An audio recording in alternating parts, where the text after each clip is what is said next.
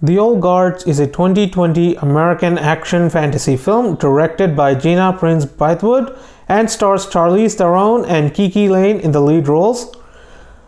The movie is written by Greg Rucka, who also wrote the comic book this movie was based upon. I found this movie to be horribly inept. I'm just done watching it.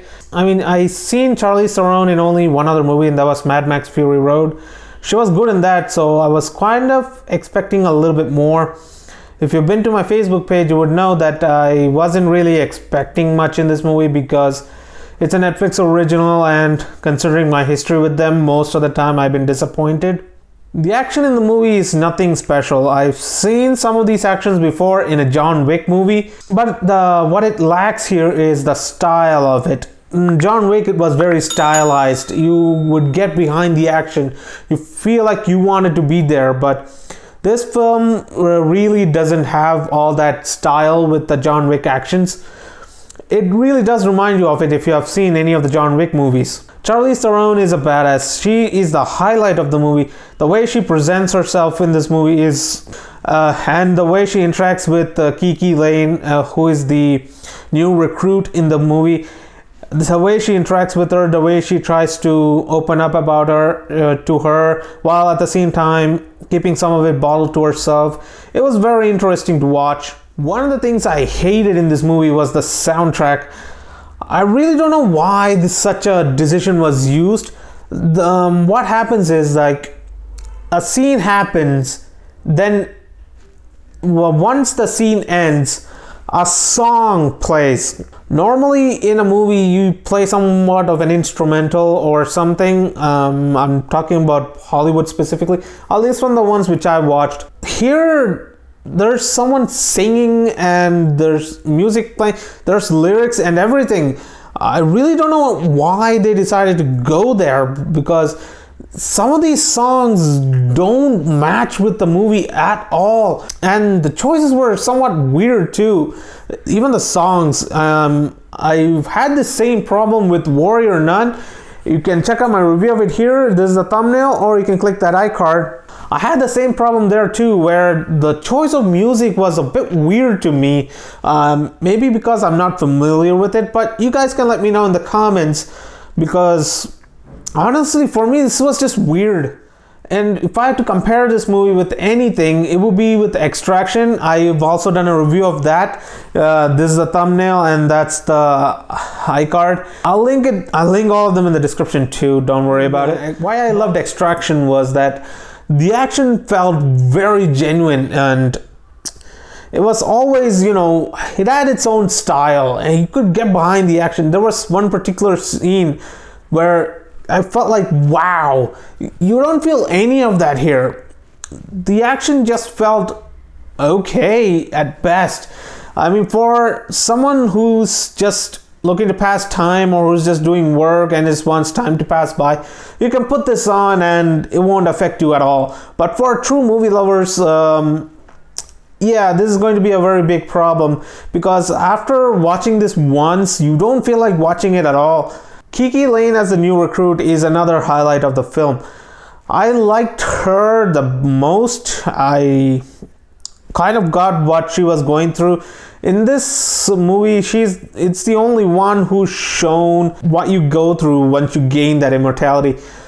Speaking of the immortality, they don't really give you much of the answers about any of the things that surrounds this immortality.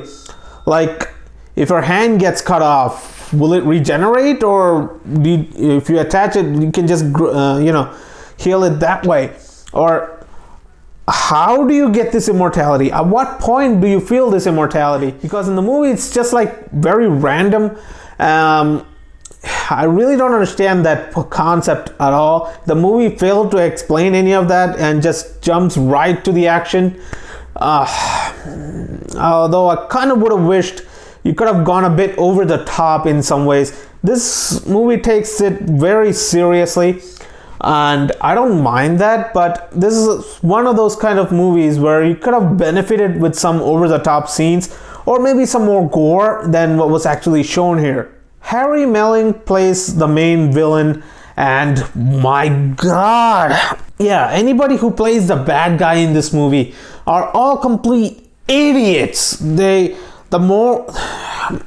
First of all, the characters change their motivation just like that, and it's so sudden and you don't really feel for it, you know? It's just very unnatural looking, and this happens way too much with the main villain in this movie, who is basically just a cartoon.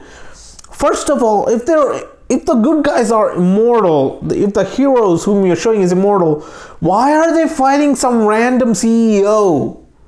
I don't understand that. They are hinting at a sequel, which if this movie does well, which I'm hoping it will, because I really would like to have a better villain for them to fight. It's just that in the first one, the villain is so disappointing. Like, why is he human? Why couldn't he be another immortal who just wants them dead or something like that? I don't know. Have fun with the idea, not just put some random dude. There's a sequel which hints at this another immortal being a bad guy, because she's mentioned a few times in the movie. It's Veronica Engo as Quinn. I'm sorry if I'm mispronouncing the name, but she's the sequel bait. Why couldn't she be in this movie to begin with? I don't understand that. Or, you know, some other old immortal who's suffered so much that he just wants to wish the end of all these immortals or something like that. You know, play around with it, get more creative than some random corporate just wanting to harvest them for good of humanity. How many times have we seen that? And it's because of all this that I'm giving The Old Guard a 6 out of 10. It's above average. It's not like a masterpiece movie, or it's not even a great action movie like Extraction was.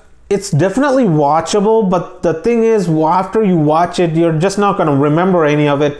Charlize Theron and KiKi Layne are the best parts in the movie. You can just watch it just for them. The way they interact and the way they fight is one of the best things to see. But apart from that, the movie has nothing much to offer us.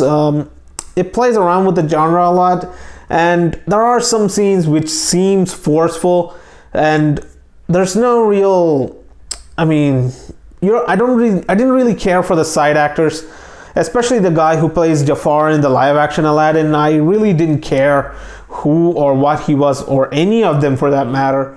It's just another above average movie for me, and I really want some good movies. I hope Dil Bechara does well, man. And that's all for my review of The Old Guard. If you like this video, please hit that like button, share this video with your friends, hit that subscribe button, and hit that bell icon too, so that I keep coming onto your feed.